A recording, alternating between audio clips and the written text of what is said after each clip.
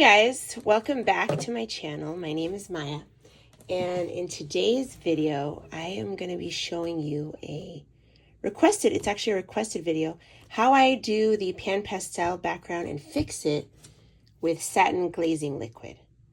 And I'm going to show you another fixative that I use, but let me show you some examples. So right over here, this is a background where I did the pan pastel and I fixed it with satin glazing liquid, and I just use a brush. So that is one example here. And most of you asked me to show you how I do it after this. So this background is also pan pastel, and I fix it with satin glazing liquid, just a brush on top, and which I will show you. And then I did recently another one in Magical Journey. Where is it? Oopsie. Oh, here it is. This background is pan pastel fixed with satin glazing liquid, and I did put the satin glazing liquid on the entire page because I also use this when I want to use water mediums and the paper is kind of thin. So this is amazing for if you want to put watercolor on top, because it doesn't, it prevents the paper from soaking in a lot of water if the paper is porous. And this is a slow drying extender for acrylic colors. So this will actually, if you add this to acrylic paint, it will make it, it won't dry as quickly, and you have more time to blend and work with the acrylic. Because if you work with acrylics, you know that it dries really, really fast and you have to work quickly. Unlike oil painting, for example, oil takes a couple of days to dry, so you have plenty of time to blend and whatever. But anyway, so that's what I use it for. But I feel like you could use clear gesso. I think it's similar, or acrylic medium. I think it's very similar to this. But I just got this on Amazon a while ago, and I got it because Coloring with Kay said that she does that to prep her pages for water mediums. So, and it's been very useful for me. So I picked a page here that I would do anyway, pastel background. And this is Elves in Wonderland, which I absolutely love. I'm obsessed with this book right now at the moment. I'm sorry for the lighting. It's just that I have a lot of let me add a little lighting here. My craft room, it's just, there's a lot of sun at this time of day, but this is the only time of day that I have free to kind of do this. So I just opened the blinds a little to let a little more light. So I have here some greens that I took out of my pan pastels. Now I put my pan pastels in here because you can buy these on Blick or Amazon, and it's annoying to kind of screw the top off all the time. So I like to keep them in these things, and it kind of opens like this, kind of protect. It's like a palette, and that way you don't have to unscrew and screw all the time. So these are their pearlescent ones. Let me just take out the ones that I want. Actually, I'm going to take these out. And I have here my soft tools that you can buy separately, or it comes with it. And it also, you can buy these also with Pan Pastel sells them. Okay, so let's start. But you could use any other applicator that you have. It doesn't really matter what you use. You could use like maybe a makeup applicator, or like a sponge. Try different things. So anyway, let's get started here.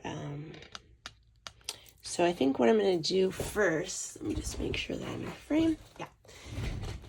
So what I'm going to do first is actually this is a pearlescent yellow, so it's a very light yellow. And I actually did that also in the Mermaids in Paradise background. I started with this yellow on the bottom. I like to add a little bit yellow in the blue sky. So I do that a lot, actually, but that's what I did there. So,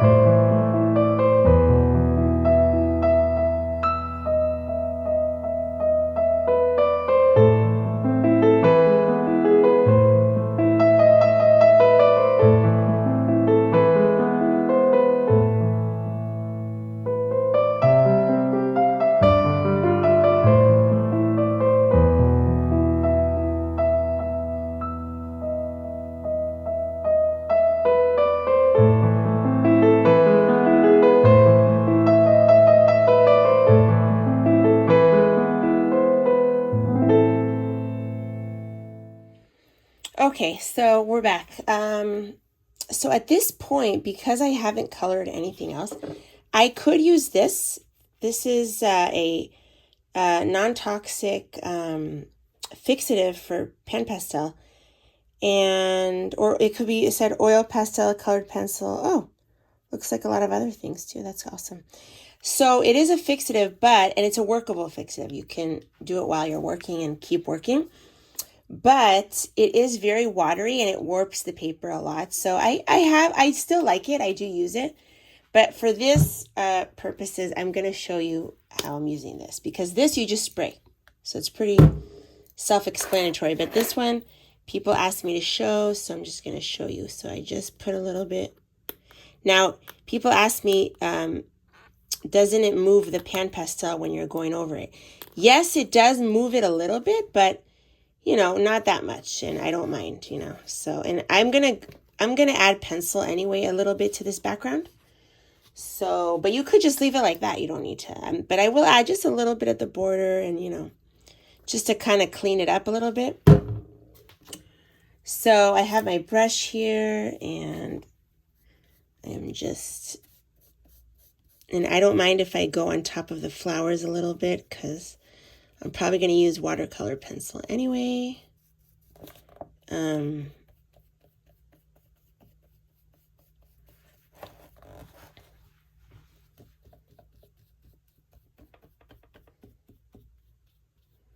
you should be better than I am because look what I did. I am really bad about working cleanly, so a little bit messy sometimes, but whatever, that's okay. So, yeah, as you can see, it does move a little bit the color around, but I'm okay with that. It's still like such a quick, look how quick that was, you know? And you can work on top of this medium. You can still work on top of it with pencil, and so it actually gives texture to the paper and makes pencils even more pigmented. The hard pencils.